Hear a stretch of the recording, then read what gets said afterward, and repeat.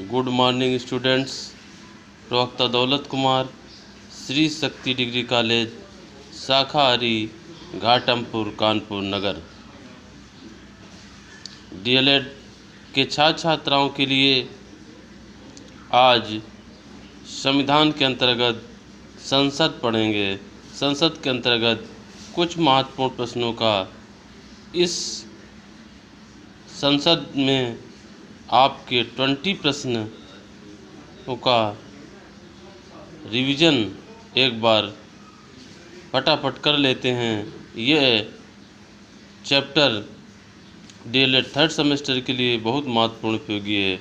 उनके सिलेबस में बाकी first, second, third, fourth semester में इनसे संबंधित प्रश्न भी पूछा जाता है। तो देखते हैं, एक बार जानते हैं संसद के बारे में। भारतीय संसद के कितने सदन हैं? भारतीय संसद के कितने सदन हैं? 3 हैं। लोकसभा, राज्यसभा, राष्ट्रपति। संसद के किस सदन को प्रतिनिधि सभा भी कहा जाता है? तो क्या है? लोकसभा को। संसद के किस सदन को प्रतिनिधि सभा कहा जाता है? तो ये लोकसभा। संसद का स्थायी सदन है राज्यसभा। संसद का स्थायी सदन राज्यसभा है। भारतीय संसद में शामिल हैं कौन कौन? लोकसभा, राज्यसभा, राष्ट्रपति। अगला प्रश्न देखिए, कथन दिया हुआ है सत्य और असत्य का। इसमें आपको सत्य और असत्य कथन छांटना है। असत्य कथन कौन है? लोकसभा को संसद का प्रथम सदन कहा जाता है, राइट। राज्यसभा को संसद का द्वितीय सदन कहा जाता है, सही है। राज्यसभा के अस्थायी सदन है, ये क्या है? असत्य कथन है। ये क्या है? राज्यसभा स्थायी सदन है। लोकसभा संसद का लोकप्रिय सदन है, ये सही है। इसमें गलत कथन ये है। अगला प्रश्न, लोकसभा भारतीय जनता की प्रतिनिधि सभा है। दूसरा, राज्यसभा संसद का उच्च सदन है। राज्यसभा राज्यों का प्रतिनिधित्व करता है। तो प्रयुक्त सभी, इसमें क्या है? प्रयुक्त सभी। संसद को भंग करने के लिए कौन सक्षम है?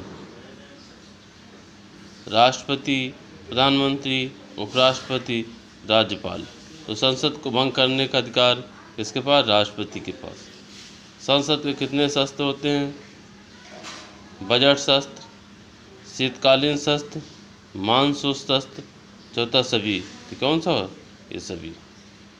संसद के 2 शस्त्रों के बीच अधिकतम कितना समय का अंतराल दिया जाता है? तो कितने अंतराल होना चाहिए? 6 महीने का। संसद के दोनों सदनों की संयुक्त बैठक किस संबंध में होती है? संविधान संशोधन विधेयक, साधारण विधेयक, वित्त विधेयक, भारत के उपराष्ट्रपति का निर्वाचन। संसद के दोनों सदनों की संयुक्त बैठक किस संबंध में होती है? साधारण विधेयक के संबंध में। इसमें साधारण विधेयक के संबंध में बैठक की जाती है। संसद से संबंधित महत्वपूर्ण प्रश्न जो किसी न किसी कंपटीशन में तथा यूपी टेट तथा सुपर टेट में इससे संबंधित प्रश्न तथा सी टेट में इस बार प्रश्न संसद से संबंधित बहुत सारे प्रश्न आए हैं। देखिए, ये पिछली बार पूछा गया है, संसद के दोनों सदनों की संयुक्त बैठक की अध्यक्षता कौन करता है? तो लोकसभा अध्यक्ष। बैठक बुलाने का, आहूत करने का कार्य किसका है? राष्ट्रपति का।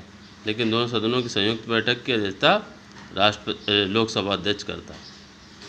लोकसभा और राज्यसभा की संयुक्त बैठक किसके द्वारा आहूत की जाती है? दोनों प्रश्नों को बहुत ध्यान से इसको समझना है आपको। तो जब पूछा जाए प्रश्न लोकसभा और राज्यसभा की संयुक्त बैठक किसके द्वारा आहूत की जाती है? तो राष्ट्रपति द्वारा। संसद के दोनों सदनों की बैठक कौन बुलाता है? राष्ट्रपति। अध्यक्षता करना किसका है? लोकसभा अध्यक्ष। एक वर्ष में कम से कम कितनी बार संसद की बैठक होना आवश्यक है? तो कितनी बार? 2 बार। सांसदों के वेतन का निर्णय कौन करता है? संसद करता है।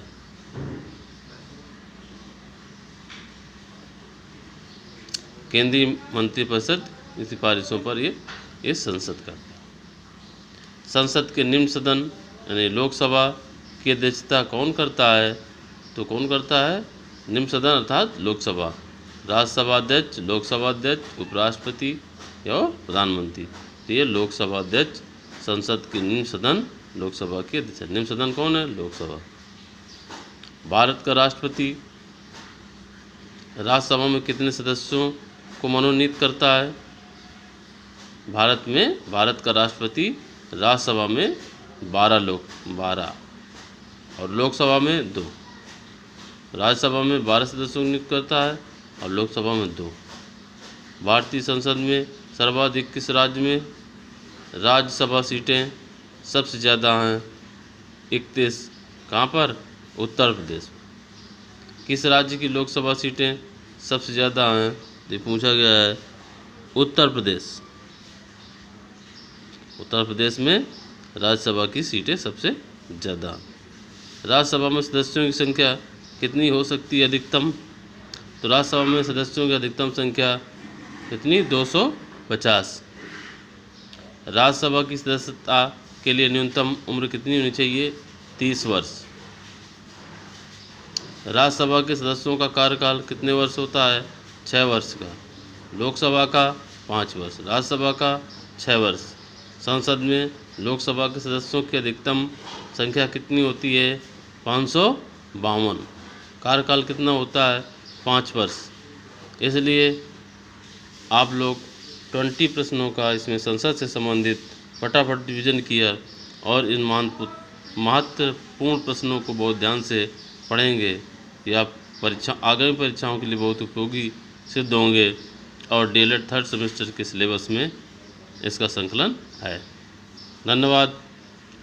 शेष भाग यानी पार्ट 2 संविधान का नेक्स्ट लेक्चर में पढ़ेंगे। धन्यवाद।